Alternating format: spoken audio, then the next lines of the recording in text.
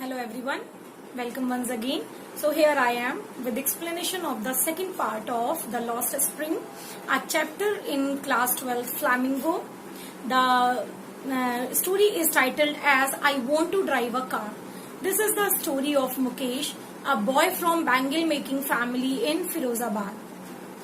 ये story deal करती है एक दूसरे फैक्टर को जो कि ट्रेडिशन है कि कैसे ट्रेडिशन जो है वो बच्चों के बचपन को छीनने का काम करती है, कैसे ट्रेडिशन की वजह से बच्चे चाइल्ड लेबर का शिकार होते हैं और एक डिप्लोरेबल कंडीशन में पहुंच जाते हैं। उनकी सोशियो इकोनॉमिक स्टेटस जो है वो कभी भी इम्प्रूव नहीं हो पाती है। तो ऑथर एक दिन एक बच्चे से मिलती है जिसका नाम मुकेश है और मुकेश कहता है कि I want to drive a car, I want to become a motor mechanic. और वो ये इतने कन्विक्शन के साथ कहता है, इतना डिटरमाइंड होके कहता है कि नरेटर को थोड़ा गिल्ट फील होता है क्योंकि कहीं ना कहीं उसे आइडिया है कि this is just a mirage for him. ये एक ऐसी इच्छा है इस बच्चे की जो शायद कभी भी पूरी नहीं हो सकती। अब ऐसा क्यों, ये देखने के लिए हमको वहां के कंडीशंस के बारे में समझना पड़ेगा। Firozabad is the largest glass blowing industry in India and कई सारे रीजन से ये फेमस है। चूड़ियों का काम तो होता ही होता है और भी कई तरीके के कांच का उद्योग जो है यहाँ पे चलते हैं और कांच का सामान बनाया जाता है। लगभग हर फैमिली में the people are slogging their day and night, working around furnaces, welding glasses, soldering glasses, and turning and welding them into colored glasses, colored pieces called bangles. इतना सारा काम यहाँ पर होता है। And these people have no idea that the work in which they have engaged their children in dingy cells, उन छोटे छोटे हटमेंट्स में उन बच्चों को उन्होंने लगा रखा है with high temperatures, working around furnaces, ये इलीगल है। अगर यहाँ पर कानून इम्प्लीमेंट होता है जो कि कहता है कि 14 साल से बच्चे को आप किसी भी ऐसे काम में नहीं लगा सकते which can be hazardous for their health, तो यहाँ पर कई हजार बच्चों को, लगभग 20,000 बच्चों का एक आंकड़ा जो ऑथर देती है कि उनको घरों से निकाला जाएगा, उनको उन्हें बचाने के लिए वहां से निकाला जा सकता है अगर यहाँ पर लॉ इम्प्लीमेंट हुआ तो। Such the pathetic condition is there with the children. ये जो बच्चे हैं इन्हें एबिस्मल कंडीशंस में काम करना पड़ता है, हाई टेम्परेचर में काम करना पड़ता है और क्योंकि दिन रात वो जो भट्टी के पास काम करके अंधेरे में काम करते हैं, देयर आईसाइट इज लॉस्ट और कभी कभी तो बड़े होने से पहले ही, एडल्ट होने से पहले ही their eyesight is completely lost. तो ये कंडीशन जहां पर है वहां मुकेश के मन में एक उम्मीद है, वो कुछ हटके करना चाहता है। वो बहुत खुश होता है जब वो ऑथर को ऑफर करता है टू विजिट हिज होम, क्योंकि उसे बहुत प्राउडली बताता भी है कि they have got their house renovated. तो वो उसके साथ चलती है, passing through the stinky lens, बहुत बदबूदार गलियां that was dumped with garbage, बहुत सारा कूड़ा वहां पर था, उन गलियों को पार करते हुए निकलती है वो। And she passes through houses which are howling, crumbling, दरारें पड़ी हुई हैं, उनमें टूट रहे हैं, यानी पूरी बस्ती है जहां पर जनरेशंस टू जनरेशंस पीपल जो हैं वो बैंगल मेकिंग में एंगेज हैं, दिन रात मेहनत करते हैं, लेकिन किसी के पास भी एक प्रॉपर घर भी शायद नहीं है, दरवाजे फूले हुए हैं, टूटे हुए हैं। ऐसे ही एक आधे बने हुए घर के पास, झोपड़ी जैसे घर के पास मुकेश रुकता है और ऑथर को अंदर लेके जाता है।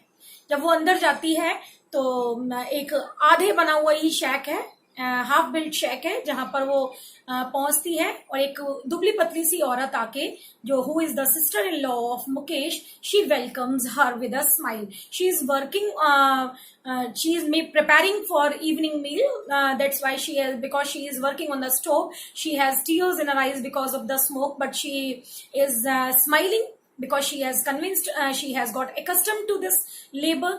And she is not much old in age, but she is respected because she has got command as the bride in the house. She is the daughter-in-law. She is the in charge of 3 men in Mukesh's family. That is her husband, Mukesh, and their father. His father enters and he says that कि वो बहुत repenting है, कहीं ना कहीं वो एक regret महसूस करता है और कहता है कि मैं अपने बच्चों को ना ढंग से खिला पाया, ना ढंग से पढ़ा पाया. All I have manage to teach them what I knew, what I have done in my life. उसने हालांकि पहले टेलर के रूप में भी काम करने की कोशिश की है, लेकिन जो बहुत प्रॉफिटेबल नहीं रहा, तो फिर से वो बैंगल मेकिंग में आ गया. और उसने कहा कि क्योंकि मैंने खुद बैंगल मेकिंग ही सीखी है, तो मैंने अपने बच्चों को भी यही सिखा पाया है. यहाँ जो मुकेश की ग्रैंड मदर है, वो कहती है, दिस इज ऑल हिज कर्म, his destiny. How can a God-given lineage be broken? This is something very remarkable which needs to be explained. The people of Firozabad, the bangle making community of Firozabad has accepted this occupation as something which has been destined for them. ईश्वर द्वारा बनाया हुआ काम है जो उन पर सौंप दिया गया है, उन्होंने इसे ऐसे कर लिया है. और जैसे हम अपना धर्म नहीं बदल सकते, अपनी जाति नहीं बदल सकते, क्योंकि ये हमें जन्म से मिली है. यहाँ के लोगों का भी ये मानना है कि ये जो बैंगल मेकिंग है, they can not do anything else, though it is not profitable, but they can not leave it because it has been given to them, because they are born in the caste of bangle makers. वहां हर घर के आंगन में ढेर के ढेर लगे रहते हैं. लगभग हर पॉसिबल कलर की चूड़ियां घरों के आंगनों में रखी रहती हैं. घर के जो यंग लोग होते हैं वो 4 पहिए की गाड़ी पर उन चूड़ियों के ढेरों को रख के उस शहर की सकरी गलियों में बेचते हुए घूमते हैं. The city in which each and every house is involve in the process of bangle making, in the profession of bangle making. How this business can be profitable? कितने लोग चूड़ियां खरीदते होंगे, but this is going on generation to generation. एक और family की बात होती है, सविता, जो कि एक छोटी सी एक यंग लड़की है, दुबली पतली सी यंग लड़की है. पिंक से ड्रैप घिसे हुए सूट में वो बैठी हुई है और काम कर रही है. The speed on which she is working and welding the glass into bangle, she is working mechanically. Her hands are working like a tong of machine. The author realizes she doesn't have idea how pious work she is doing, because it has something very significant value for the women of India. It has a kind of auspiciousness, but it continues. So उसकी mother कहती है, एक वक्त शेर भर खाना भी नहीं खाया. She has not enjoyed even a single meal in her entire life. और उसका हस्बैंड कहता है कि मैंने तो सिर्फ वो कर पाया है जो मैं कर सकता था. All I have manage to do in my life is to build this house. और जब हम ये सुनते हैं तो हमें लगता है कि नहीं, इनकी लाइफ उतनी भी खराब नहीं है, क्योंकि इसने तो वो कर पाया है जो इस शहर के बहुत सारे लोगों ने नहीं कर पाया है. उन्होंने कम से कम अपने रहने के लिए एक घर तो बनाया है. ये जो the shortage of money, this complaint of not having money even to have food, this is echoing in almost every family of Firozabad. लगभग हर घर से आपको ये कंप्लेंट सुनाई देती है कि उनके पास पैसे नहीं है. Generation to generation these people are involved in this work of bangle making. कई सारे जनरेशन हैं जो ये काम करते आ रहे हैं. they don't even think of doing anything else. Though this work is not profitable to them, it is not doing any good to them, लेकिन वो कुछ भी नया नहीं कर सकते हैं. They lost their eyesight. The years of mind numbing toil, वो जो सालों से उन्होंने मेहनत करी है, उससे उनका दिमाग जो है वो सुन्न हो चुका है. And it has killed their initiative and even their ability to dream. मैंने उनसे पूछा कि आप कॉपरेटिव्स क्यों नहीं बनाते, क्योंकि शायद आप कॉपरेटिव बना लें तो आपका जो प्रोड्यूस है वो शायद बेटर उसको मार्केट मिलेगा, को एक बेटर मार्केट मिलने से एक आपकी इकोनॉमिक ग्रोथ होगी.